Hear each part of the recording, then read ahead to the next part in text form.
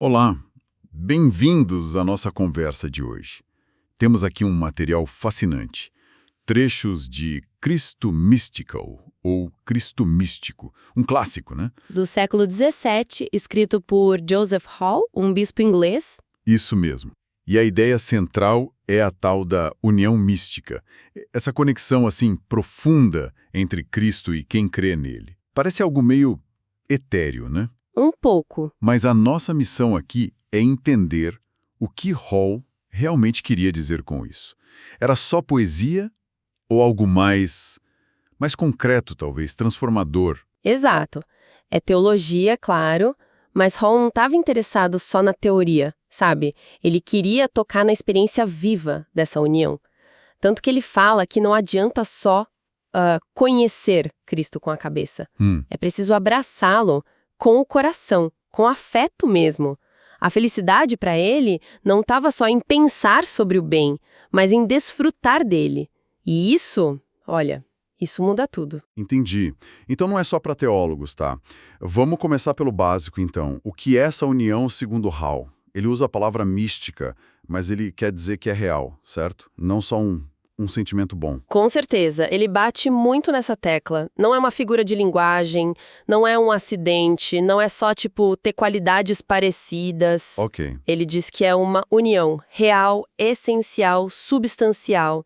É espiritual, claro, não física como, colar duas coisas. Mas é tão real que ele diz que ela nos tira de uma condição de miséria, e ele usa palavras fortes, tipo corrupção, verme, Nossa. e nos une à própria glória. Uau! Osso dos meus ossos, carne da minha carne. Ele usa essa imagem lá de Gênesis para falar da relação com Cristo. Isso é intenso. Muito intenso. Mostra o nível de intimidade e de pertencimento que ele enxergava nessa união e o jeito de entrar nisso, a fé. A fé. Sim, mas não uma fé passiva, sabe? Uma fé que agarra a Cristo, que funciona no coração. É a chave mesmo que abre essa porta. Faz sentido. E ele também sugere uma forma específica de olhar para Cristo para entender essa união, né? Menos como juiz ou legislador e mais como salvador e advogado. Por que essa distinção é importante aqui? Porque muda completamente a dinâmica. Se você só vê Cristo como juiz, a tendência é sentir medo, distância. Aí a ideia de união parece impossível. Verdade. Mas vê-lo como salvador e advogado foca na graça, no convite, na misericórdia que possibilita a união. É um chamado para quem se reconhece necessitado, não para quem se acha autossuficiente. Então a base é a graça, não o nosso mérito. A gente não conquista essa união, a gente a recebe. Exatamente. Recebe. Reconhecendo nossa própria condição e a grandeza do que está sendo oferecido. Perfeito. É um presente que exige humildade para ser aceito. Hall insiste que precisamos nos ver como realmente somos e ver a Cristo como ele se oferece, gracioso. Ok, mas união mística, espiritual, essencial, ainda soa um pouco abstrato. Como Hall torna isso mais palpável para a gente? Ouvi dizer que ele usa várias comparações, umas analogias. Sim, e aqui a escrita dele brilha. No capítulo 3, ele usa várias semelhanças, para iluminar diferentes facetas dessa união. Nenhuma sozinha dá conta do recado, mas juntas elas pintam um quadro bem rico. Legal. A primeira, e talvez a mais famosa, é a da cabeça e do corpo. Ah, essa é clássica. Cristo como a cabeça, nós, os crentes, como os membros do corpo. O que essa imagem comunica de mais forte? Unidade, talvez? Dependência? Vida não tem direção, sentido. Tudo flui da cabeça. Mas tem um detalhe crucial que Hall destaca, olha só. Qual? Cristo se uniu à nossa natureza humana, não à dos anjos.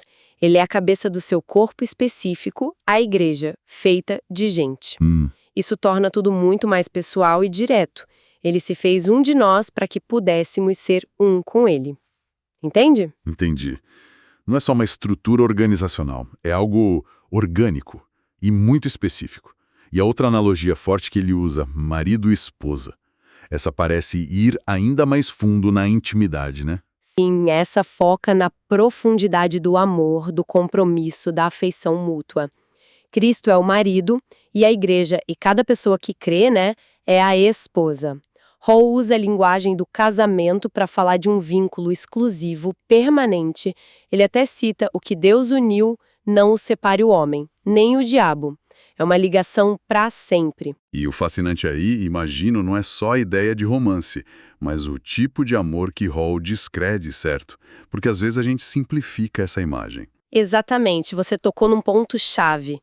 Ele cita o profeta Oséias, dizendo que esse casamento é feito em justiça e em juízo e em benignidade e em misericórdias. O ponto central é a iniciativa de Cristo, o marido divino, que ama e se entrega pela esposa, a igreja, mesmo ela sendo, imperfeita e indigna. Entendi. A ênfase está na graça e na fidelidade de Cristo que cria e sustenta essa relação. Não começa numa base de igualdade de jeito nenhum. Que perspectiva. Isso muda a forma de encarar essa analogia. E tem a da videira e dos ramos que vem direto de Jesus lá em João 15. Qual o recado principal dessa imagem? Essa é direta. A necessidade absoluta de permanecer conectado a Cristo para ter vida e dar fruto. É simples e poderoso. O ramo só vive e produz uvas se estiver ligado à videira. Cortado, ele seca. Sim. A vida espiritual, a capacidade de fazer qualquer coisa boa aos olhos de Deus, depende dessa conexão constante com Cristo, a videira. A seiva vem dele, não tem outro jeito. E Hall ainda expande isso, né? Falando do enxerto. Sim, ele pega aquela imagem de Paulo em Romanos 11. Nós, especialmente os não-judeus, somos como ramos de oliveira brava, que por pura graça fomos enxertados na oliveira boa, que é Cristo e seu povo. É uma imagem forte essa. Muito forte. Mostra de forma muito visual como a graça de Deus nos transforma, nos faz participar de uma vida e produzir frutos que nunca conseguiríamos por nossa própria natureza brava. É uma mudança radical de identidade mesmo. Ele ainda menciona outras rapidinho, como alimento e bebida, que se tornam parte de nós, e fundamento e edifício, com Cristo sendo a base que sustenta tudo. Parece que cada imagem adiciona uma camada diferente de entendimento, né? Perfeito. Nenhuma imagem esgota o mistério, mas juntas elas mostram, dependência vital, cabeça-corpo, videira-ramos, intimidade profunda e amorosa, marido e esposa, estabilidade e segurança, fundamento e edifício, e transformação de natureza, enxerto, alimento, corpo. É um pacote completo de relacionamento. Certo. Então, essa união é real, é íntima, é vital. Mas, na prática, o que isso significa? Quais são os frutos disso na vida de alguém? Hall fala sobre os benefícios, os privilégios dessa conexão no capítulo 5, certo? Sim. E o benefício número 1, o centro de tudo, é a própria vida. Mas veja bem, não a vida biológica só, e sim uma vida espiritual.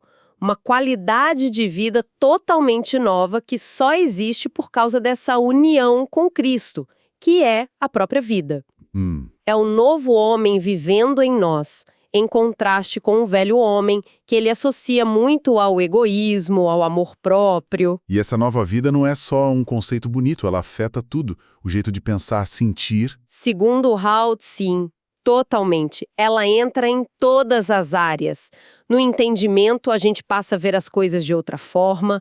Na vontade, passamos a querer coisas diferentes. Nas afeições, começamos a amar o que Deus ama. Nas ações, é Cristo vivendo em nós pelo Espírito. Uau! E isso, claro, significa uma batalha constante contra o nosso eu antigo, né? O amor próprio exagerado, para viver para aquele que nos deu essa vida. Não é fácil, mas é o caminho. Além dessa vida nova, tem aquele pacote de presentes que Paulo menciona lá em 1 Coríntios, que Hall explora bastante. Cristo se torna para nós sabedoria, justiça, santificação e redenção. Vamos passar rápido por eles. O que é a sabedoria aqui? É sair da ignorância espiritual, basicamente. Unidos a Cristo, a fonte de toda a sabedoria, começamos a entender as coisas de Deus, a ter um discernimento espiritual que não tínhamos antes. É uma luz que se acende. E a justiça? Esse é um ponto pesado na teologia, né? A tal da justiça imputada.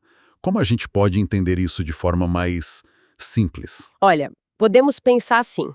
Diante de Deus, a gente precisa de uma ficha limpa, uma justiça perfeita, que nós não temos de jeito nenhum. A justiça imputada significa que a justiça perfeita de Cristo é creditada na nossa conta pela fé. Ah, entendi. Não é que nós nos tornamos perfeitos do dia para a noite, mas Deus nos vê como justos por causa da união com Cristo. Hall gosta muito da imagem de sermos vestidos com a justiça dele, cobrindo nossa nudez espiritual. É um status legal que a gente recebe de presente. Entendi. É um presente mesmo, não algo que a gente produz. E a santificação, então, é diferente? Não é a mesma coisa? Não, é diferente. Se a justiça é um status recebido de uma vez por todas, a santificação é o processo contínuo de sermos transformados, purificados, de nos tornarmos mais parecidos com Cristo na prática do dia a dia. Ah, ok, o processo. Isso, é obra do Espírito Santo em nós, que dura a vida toda e nunca é perfeita aqui na Terra, temos que ser honestos, mas é real. É o tornar-se santo progressivamente. E por último, a redenção. O que seria? É a libertação completa. Por estarmos unidos a Cristo e ao seu sacrifício na cruz, somos libertados da condenação da lei, do poder que o pecado tinha sobre nós e, finalmente, do medo da morte eterna. É o resgate final que Cristo conquistou para nós. É a segurança total. Parece até bom demais para ser verdade, pensando em tudo isso junto. E Hall ainda diz que, por causa dessa união, ganhamos direito a todas as coisas, como co-herdeiros com Cristo. Isso é... É uma das consequências mais radicais dessa união. É de explodir a cabeça, né? Se estamos unidos ao herdeiro de tudo, compartilhemos dessa herança. Isso inclui bênçãos espirituais e até uma nova perspectiva sobre as coisas materiais, sobre o mundo. Uau! E mais uma vez, Hall volta a dizer, a chave para acessar tudo isso é a fé. A fé que ele descreve como a mão da alma que se agarra a Cristo. Uma fé ativa, confiante, que o Espírito Santo desperta e sustenta em nós. Sem ela, nada disso acontece. Fascinante. Agora, tem um outro lado disso tudo, né? Se cada pessoa que crê está unida a Cristo, a cabeça, o que isso significa para a relação entre essas pessoas, os membros do corpo? Hall fala sobre isso também, certo? Ele não para só na relação individual. De jeito nenhum. No capítulo 7, ele trata justamente da união dos membros entre si. A lógica é direta. Se estamos todos ligados à mesma cabeça, temos que estar ligados uns aos outros também. Não tem como separar. Faz sentido. Ele fala da necessidade de unidade de pensamento nas coisas essenciais, unidade de afeição, amor mútuo, né? E de julgamento. A ideia é que um corpo funciona em harmonia, não em conflito constante. Mas isso parece um desafio enorme, ainda mais hoje em dia, com tantas divisões na igreja, na sociedade. Hall já via isso no tempo dele. No século XVII. Totalmente. Ele escreve com uma preocupação visível sobre as facções de divisões na igreja da época dele. Ele lamenta isso. Profundamente, dá para sentir na escrita. Sério? Sim. E o apelo dele é muito atual. Busquem unidade no que é fundamental. Ele até cita Efésios. Um só Senhor, uma só fé, um só batismo, mas tenham caridade e tolerância nas diferenças sobre assuntos secundários. Não deixem que opiniões diferentes quebrem o laço de amor que deveria unir o corpo. É um chamado forte à maturidade. E essa unidade não fica só no discurso, ela tem implicações práticas, deveres uns com os outros. Com certeza. Hall é bem prático nisso. Ele lista vários deveres. Ter empatia real, sabe? Se alegrar com quem se alegra, chorar com quem chora, carregar as cargas uns dos outros, corrigir com amor quando alguém erra, encorajar, consolar, orar uns pelos outros e até compartilhar recursos materiais e espirituais. É o corpo cuidando de si mesmo, na prática. Uma responsabilidade mútua bem concreta. E ele até menciona a conexão com quem já morreu em Cristo. Os santos glorificados. Como funciona isso? Sim, ele menciona brevemente. Ele vê uma comunhão real entre a igreja aqui na Terra, que ele chama de peregrina, e a igreja no céu, a triunfante. A união não é quebrada pela morte, entende? Entendo. Os que já estão lá vivem em comunhão perfeita e nos inspiram, são um exemplo para nós. E nós temos a esperança de nos juntar a eles. É uma visão de igreja que transcende o tempo e o espaço. É bem bonito isso. Que incrível jornada pelo pensamento de Joseph Hall. Recapitulando rapidinho, vimos que a união mística para ele não era uma ideia vaga, mas algo real, vital, transformador. Exploramos as analogias que ele usou para tentar descrever esse mistério, cabeça e corpo, marido e esposa, videira e ramos. Cada uma revelando um aspecto diferente. Falamos dos benefícios imensos que fluem dessa união. Vida nova, sabedoria, justiça, aquele status recebido, né? Santificação, o processo de mudança contínuo e redenção total. E por fim, vimos como essa união com Cristo implica necessariamente uma união e uma responsabilidade mútua entre todos os que compartilham dessa fé. Exato. E pensando em tudo isso, fica uma provocação, talvez, uma reflexão para a gente levar numa época como a nossa, que valoriza tanto o indivíduo, a autonomia, às vezes até na espiritualidade, né? Cada um na sua. Sim, muito. Como seria levar a sério essa ideia de Hall? Internalizar de verdade que estamos não só profundamente ligados ao divino osso, dos ossos e carne da carne de Cristo, como ele diz, como ele também inseparavelmente ligados uns aos outros, como membros de um mesmo corpo. Será que essa visão tão orgânica, tão relacional, poderia, sei lá, balançar um pouco o nosso jeito talvez mais isolado de pensar a fé, a identidade e até a vida em comunidade? Fica aí para pensar. Excelente reflexão para continuarmos pensando, sem dúvida. Foi muito rico explorar essas ideias de Joseph Hall hoje. Obrigado pela companhia nessa análise. Eu que agradeço a conversa.